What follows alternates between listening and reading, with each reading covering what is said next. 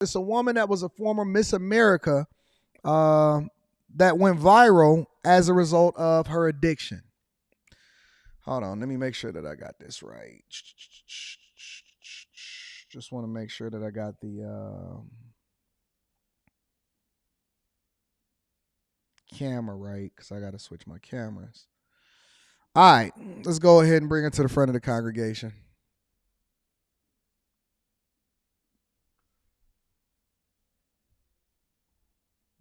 That's me. Or pageant. She went on to be the Miss Cullen Hill, being crowned Miss Virginia in a 1994 pageant. She went on to be the Miss America runner-up the following year. Cullen Hill looks very, very different now as a 53-year-old who struggled with addiction and recently served time. She'll join us in a moment. She's opening up about alcoholism and her still difficult journey to sobriety. She posted this video on TikTok that has gone seriously viral. My name is Cullen Hill, and this is what addiction looks like. So, I'm going to put this on TikTok because it's important. I am an alcoholic, and I've been struggling with this since I was 24, and I just got out of 30 days in jail. I thought I'd give myself a trim when I got out of jail, just spruce it up a bit. Have y'all ever seen a fiend before? Have y'all ever seen a fiend? They real fidgety. They can't sit still. They always touching something and they always doing something. They got this thing within them to where they always got to be shooting a move and going out here and I got to go and find something and something like that. This is literally a woman that at some point in her life, plenty of people probably did have a part of her. And as a result, she's now crashed out and her life is completely upended. But she found a way to make sure that she download TikTok in order to have a conversation with you guys. Just got out of jail. Fiend. Probably was out there hanging out with Hunter Biden at some point in his life. Who knows? We don't know. It's just alleged, right? We don't know what the real story is. But this woman is out here fidgeting and she's literally using her life as an example of what visibility does to you when you then succumb to, and then it makes you an example because nobody can escape life realities and everybody is dealing with something, right? But I'm okay. I'm not okay, but figuratively. I was in jail, and I had told them, this was for a second DUI, and I had had 4.5 years sober. My husband is sober, and we got sober 12 years ago together, and he has stayed sober, and by the grace of God, I'm lucky that he has stayed with me. But for whatever reason, the devil keeps taking me back to drinking, and it's not worth it. So I'm done. It's not worth it. Raw, emotional. I was truly moved by this video. And she had a message for those struggling with addiction. I just wanted to give a message to all of you to let you know that there's hope. I'm going to be okay. I have a wonderful son and a husband who loves me very much, but I just want to say, please. She got a husband. She got a son and a husband. And I keep telling y'all to stop blaming it on the devil. You can't blame self-inflicted wounds on the devil. You can't. You can't keep giving the devil credit for things that he didn't do. Now y'all empowering him and y'all making him seem like he much bigger than he really is. Y'all got to stop giving the devil so much credit. This is a self-inflicted wound. You wanted to be famous. You wanted to be Miss America. You wanted to have visibility. You wanted to be that chick. You wanted to be all of that. And this is what comes with it. And I know what the sentiment is always going to be. Not me. I will be focused. Oh, no, you could just teach your kids how to be more disciplined. Fam, you can't even get control of your chick or your kids right now. This chick is married with a son and cannot stay out of addiction. God knows why she's sitting there with whatever it is that's on her right eye. But she's telling you and she's showing you what fame does to you, especially when you didn't develop the character to go along with it. If you are relapsing, stop. I had 4.5 years sober. I know what sobriety is like, and it's wonderful. Please just trust me. I've lost so many friends to this disease, and it's not worth it. And now Hill is going to do her best to stay sober. Cullen Hill joins us now. Thank you so much for being here. Really appreciate it. Got all of that makeup on. First of all, how you doing, and what has the response to your video been like?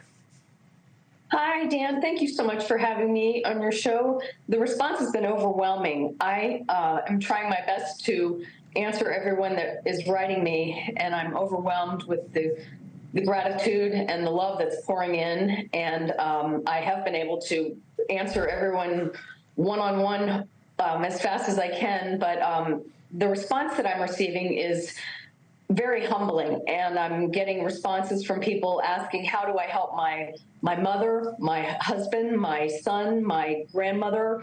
I have a boyfriend that's struggling. I have a friend that's struggling. I'm just astonished, and I'm so grateful because I feel like I have a purpose, and I never in a million years expected to receive. I've only received maybe 1 or 2 snarky responses, but every single person is just boosting me up and telling me thank you so much. And I've received quite a few that are people that are afraid to go to meetings, and I'm encouraging them to maybe try a Zoom meeting, or people that are just curious about meetings, and I'm explaining to them that there are things called open meetings where you can go where anyone that doesn't have to be an alcoholic can go to a meeting, and sometimes people that are. I got a question before we continue to hear the rest of whatever it is that she got going on. Are that many people out here really addicted? Because I know that the game is the game, and The Wire at least taught me that, and the streets of Detroit taught me that, but is there that many people out here that's really busted up and addicted like that? Honestly, I'm just genuinely curious. I got a better question. Because I know that everybody wants to think that it's normal, and because it comes for the earth, and y'all been watching Friday, and y'all let Smokey continue to tell you what it is that you should be doing with your life. Honestly, shout out to Derek AH, and shout out to everybody that's in the chat. I'm going to read the super chat shortly. Do y'all consider trees, weed, a drug? Do y'all consider cigarettes a drug? Do you consider alcohol and alcoholism? Because if alcoholism is a disease, then why don't you then consider it a drug? If you can get addicted to it, is it not a drug? Does it not numb your senses? Does it put you in a different state than you normally would be that don't allow for you to be able to function normally? How come we classify some things worse than others, but then at the same time, we don't give it credit for it being a gateway to things that you shouldn't be involved in the first place? Never been in the trees in my life. Never been in the tree. Razik said weed is not a drug. Then, okay. All right, cool. Dawn says marijuana is a drug. This is a conversation that we need to have tomorrow too. And I'm going to make this available to have a debate on. Why do you not consider trees a drug? Sky said, are y'all not saying it's a drug because you want to continue to do it, or do you not consider it a drug for other reasons? Why is it not a drug? Okay, so let me ask another question. And y'all can think about this before we have our little chat tomorrow. Y'all can call in. Why is weed not a drug, but cocaine is a drug? Because it all comes naturally from the earth, the coca leaf. What's the difference? What's the difference? And listen, I don't know because I've never done coke. You know what I'm saying? I don't do it. What I'm asking is, How is it any different just because it's legal in the United States in some parts of the United States? What's the difference? Weed is not a drug because it ain't addictive. Bull. Don't worry. I know that the kids in the church and all of that is watching. You said weed is not addictive, and that's what's not making it a drug.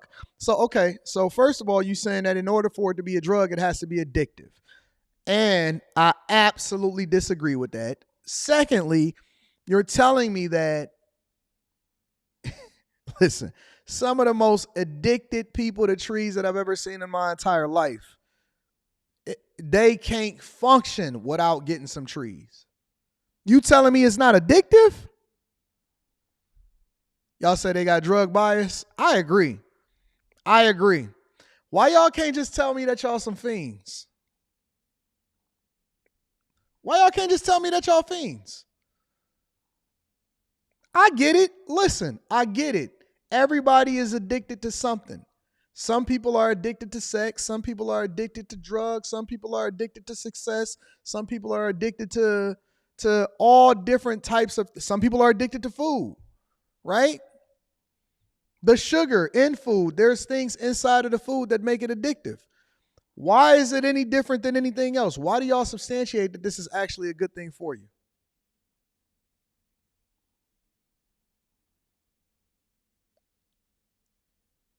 Let me play a little bit more. Doctors go just to see what it's like, you know. Somebody said, Anton, do you drink coffee? I don't.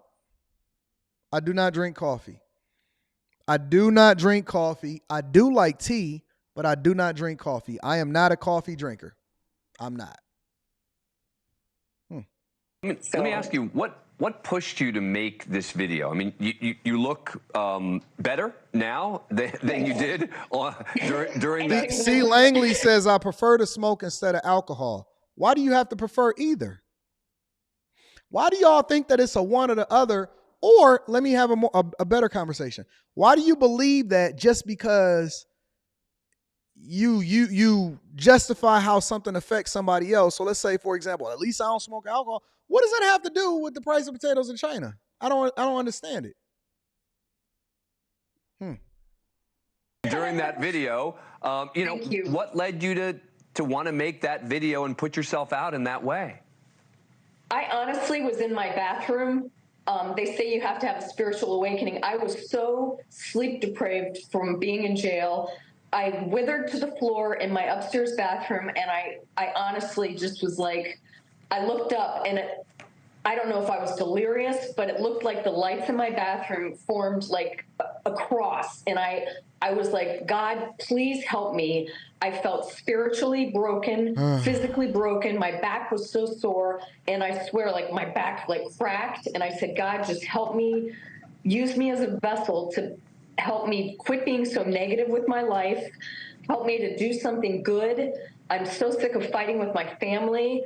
I'm just estranged from my father. I'm estranged from everyone in my life. I'm sick of being I'm sick of spewing venom. And it was just like everything had switched after my 30 days in jail. It was more than just being in there for the DUI. It was about me revisiting where my life had gone, 30 days in jail tend to do that to people.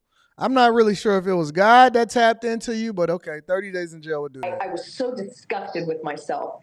And right after that, it was like I just got up and I looked in the mirror, and it was like I went on automatic, and I went and I just picked up my phone, and I was like, that's it. I'm just doing this. It's got to help somebody.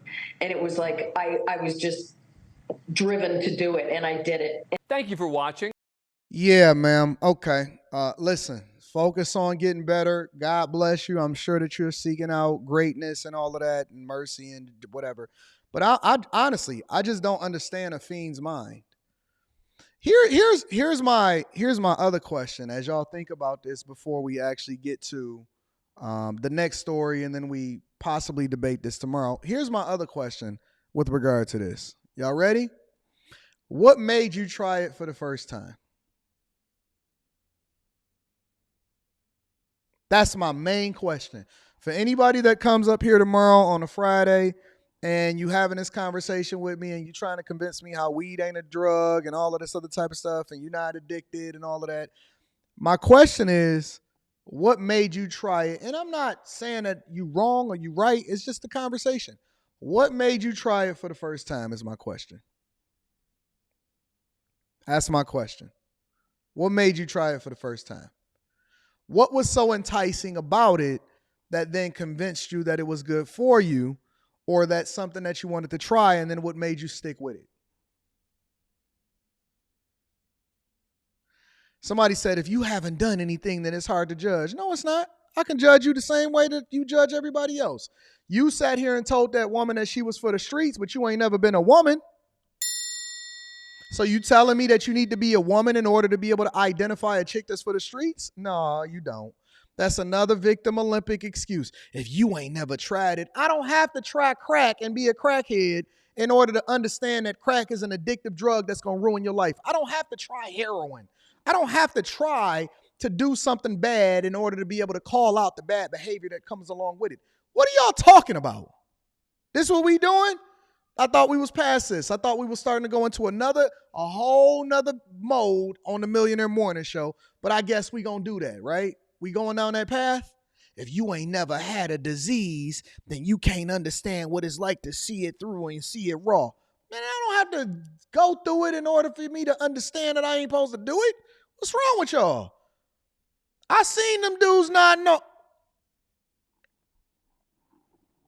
I seen them nodding off that fentanyl over there on Kensington Avenue in Philadelphia. You tell me that I got to try the Fenty and not the Rihanna version in order to understand it?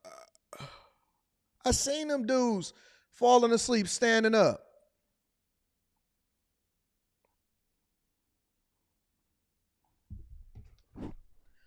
It's not a bad drug. It's a drug. It's a drug. What are you talking about? It's not a bad drug. It's a drug.